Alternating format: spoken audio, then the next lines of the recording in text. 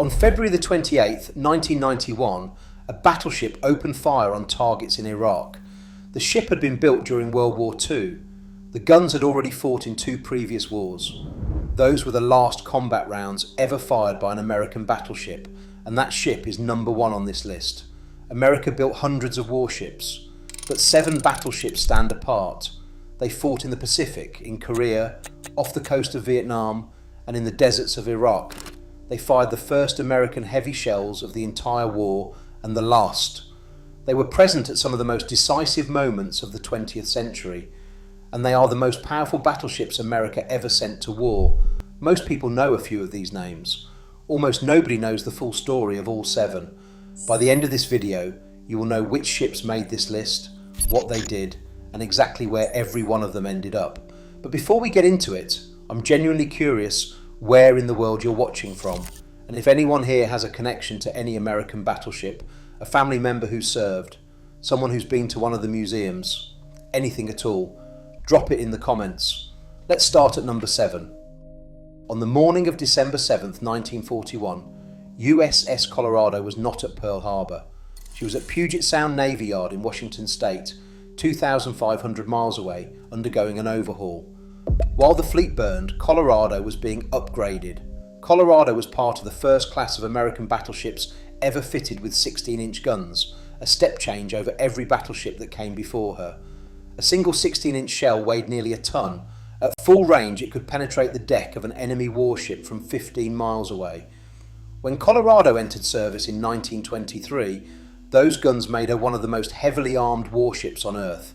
The Washington Naval Treaty, signed the same year she commissioned, specifically limited how many ships like her any navy was allowed to build. That is the category USS Colorado belonged to. She joined the Pacific Campaign in 1942 and spent the next 3 years working her way toward Japan, the Gilbert Islands, the Marshall Islands, the Philippines, Leyte Gulf. By January 1945, she was off Luzon, covering the Lingayen Gulf landings. On January 9th, 2 kamikazes hit her within seconds of each other. 19 men died, 72 were wounded. Colorado kept firing anyway and stayed on station until the troops were ashore. She was decommissioned in January 1947 and scrapped in 1959. No museum, no memorial. She fought her way across the Pacific and then disappeared into a scrapyard. She was the first of these 7 to go. She wouldn't be the last. Number 6 is the one that surprises people. Massachusetts was a South Dakota class battleship, and the South Dakota class was built around a specific problem. The Navy wanted the same 9 16-inch guns and the same firepower as the North Carolina class, but in a shorter, more heavily armoured hull. To do it, they compressed everything: tighter deck spacing, less beam, more armour concentrated where it mattered most. The result was a ship that was harder to sink than the Carolinas and carried just as much firepower. The South Dakotas were not the Navy's fastest battleships. They were its toughest. The first American 16-inch shells fired in the entire Second World War were not aimed at Japan. They were aimed at France. It was November 8th, 1942. Operation Torch, the Allied invasion of North Africa. USS Massachusetts was covering the American landings at Casablanca when the French battleship Jean Bart, moored at the dock and partially armed, opened fire on the fleet. Massachusetts answered. 5 of her 16-inch shells hit Jean Bart directly, destroying her fire control and putting her out of action. Other French warships in the harbour were damaged or sunk in the fighting. Massachusetts had just fired the first 16-inch shells the United States ever aimed at the European Axis powers, and the target was Vichy, France. She then spent 3 years in the Pacific, hitting targets from the Central Pacific all the way to the Japanese home islands. She came home without losing a single man to enemy fire in the Pacific. Her crew called her Big Mamie. She was decommissioned in 1947. In 1962, she was scheduled to be scrapped. A public campaign raised the money to save her. She's been a museum in Fall River, Massachusetts ever since. Most people walk past her guns without knowing the first shot they fired in the war was aimed at an ally. Number 5 was the first of a new generation. USS North Carolina was the first of a new generation. When she commissioned in April 1941, she represented America's newest generation of fast battleship, 9 16-inch guns and fast enough to keep pace with the carriers. The Navy called her revolutionary. Her crew called her the showboat. She was 8 months into service when Pearl Harbor happened. She spent the next 4 years in nearly every major Pacific campaign: the Solomons, the Gilberts, the Marshalls, the Marianas, Leyte Gulf, Iwo Jima, Okinawa, and the final strikes on the Japanese home islands. At one point, a Japanese admiral reported her sunk. She was at sea and firing her guns. In September 1942, a Japanese submarine torpedo hit her.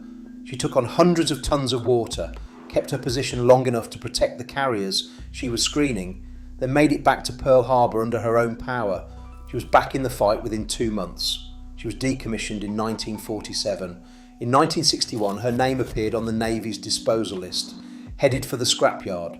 The state of North Carolina launched a campaign to save her. School children donated dimes and quarters. They raised enough.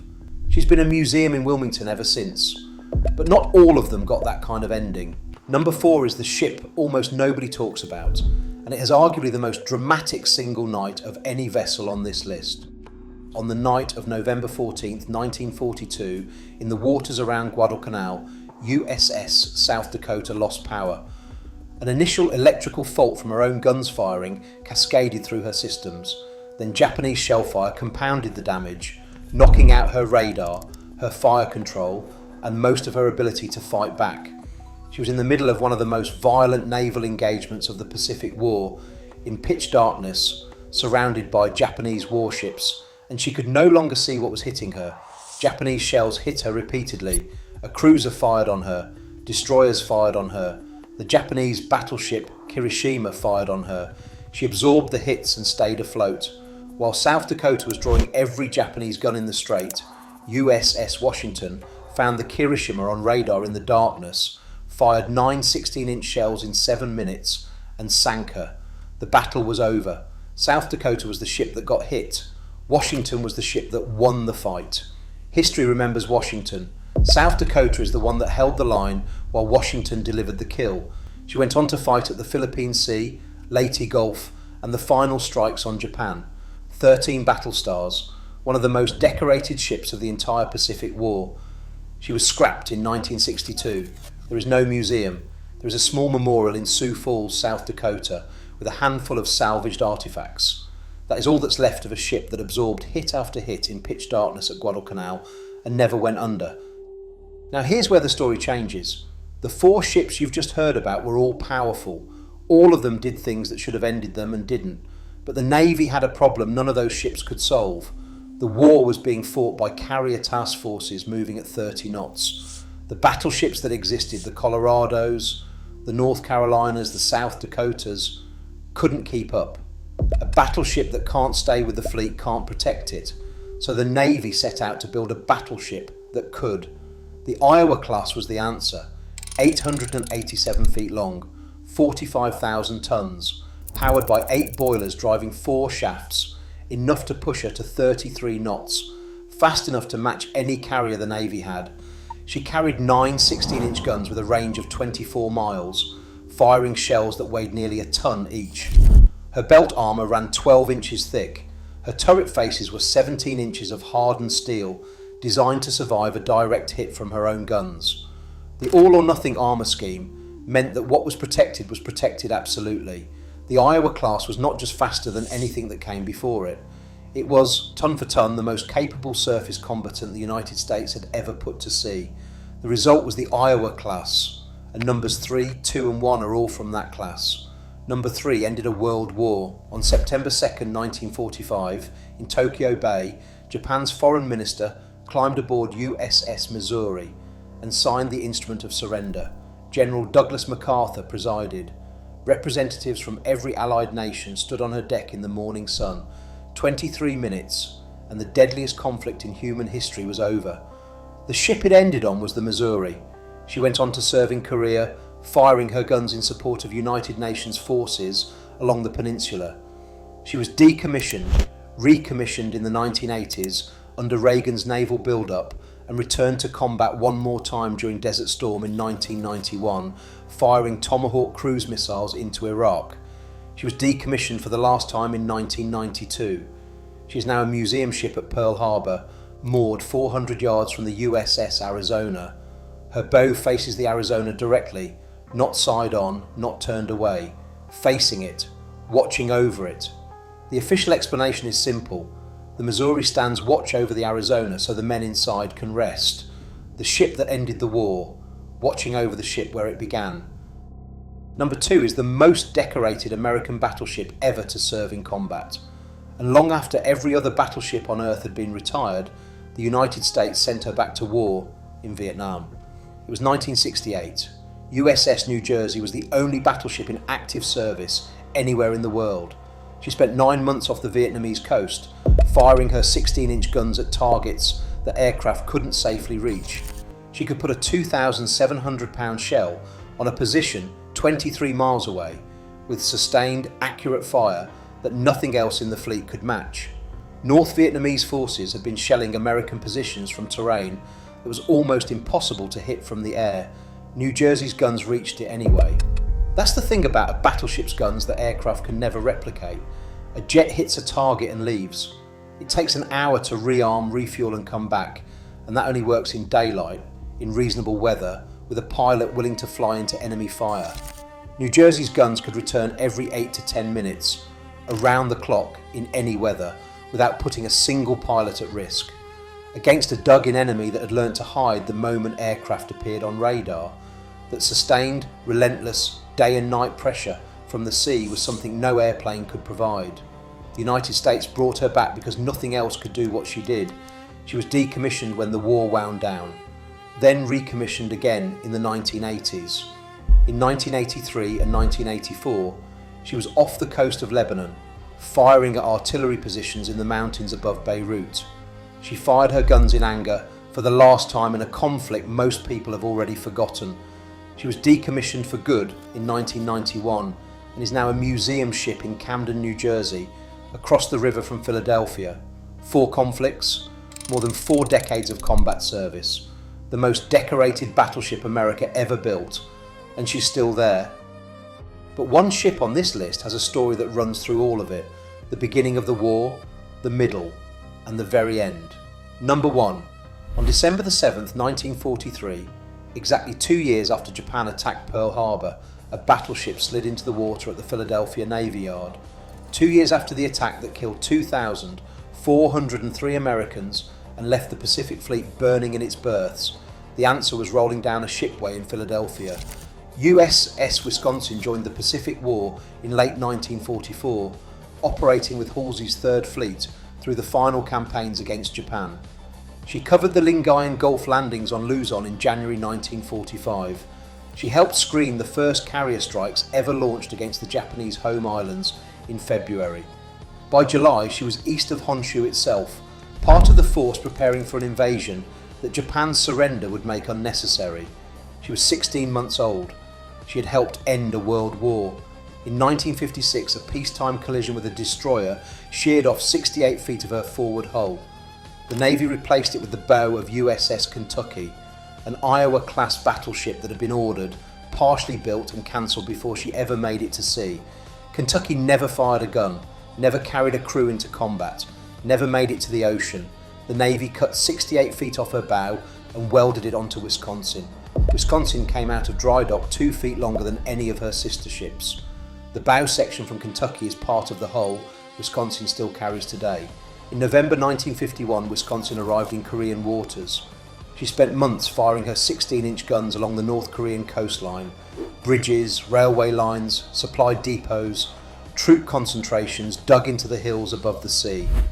On March 15, 1952, while shelling positions near Songjin, a North Korean coastal battery fired back. An artillery shell struck her starboard side. 3 sailors were wounded. The ship herself was undamaged. She turned all 9 16-inch guns on the battery that had just made that decision. 9 barrels, each capable of throwing a 2,700-pound shell, 23 miles, all trained on a single position that had just made a very serious mistake. A destroyer watching nearby signalled back 2 words, "Temper, temper." Wisconsin was decommissioned in 1958 and sat in mothballs for 30 years. 30 years. The men who served on her Korean tour retired. Vietnam came and went without her. She sat in reserve, maintained just enough to exist, waiting for a call the Navy officially believed would never come. Then in 1988, the Navy changed its mind. She went into refit and came out transformed.